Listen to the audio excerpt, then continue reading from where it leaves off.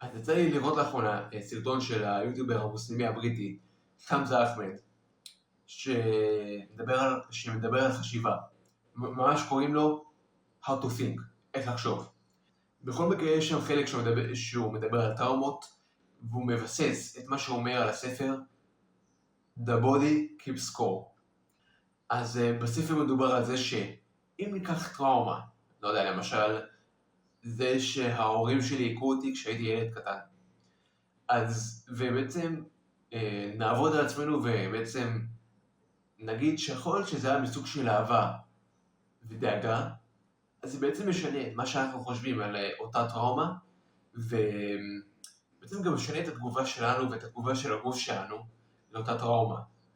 תראו, לדוגמה, אני כשהייתי בכיתה ג' הייתי בוכה המון מתסכול, כי היה לי קשה נורא בבית ספר, וגם בבית ההורים שלי הרבה פעמים היו נורא מלחיצים ואגרסיביים, והרגשתי שאני לא טוב לי שם ולא טוב לי שם, והייתי נורא מתוסכל ולא ידעתי כל כך איך לתקשר ואיך להוציא את הדברים ואיך לומר אותם.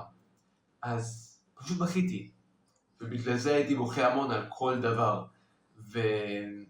ההורים שלי הגיבו לזה בצורה נורא אגרסיבית, אפילו אלימות קצת, בצעקות, למה אתה בוכה, ותפסיק לבכות. ואני יכול לחשוב על עצמי, טוב, איזה מסכן אני, איזה, כן?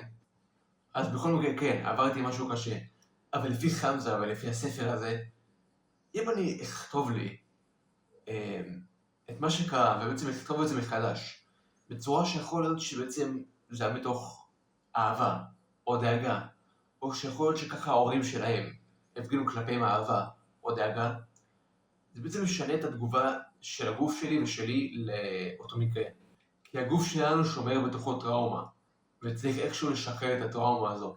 יש כל מיני טכניקות נשימה שעוזרות לזה, יש כל מיני דברים, ואם אתם רוצים להרחיב בנושא, אתם מוזמנים לקרוא את הספר, The Body Keeps Score, וזה לא שיש לי איזשהו ספונסר או משהו, או שאני מוכר את זה.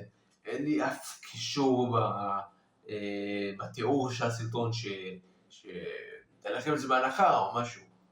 לא, סך הכל חקרתי, קראתי, למדתי קצת, ועכשיו אני מעביר את זה הלאה. ואולי נעשה על זה עוד סרטונים בהמשך. זהו. נתראה.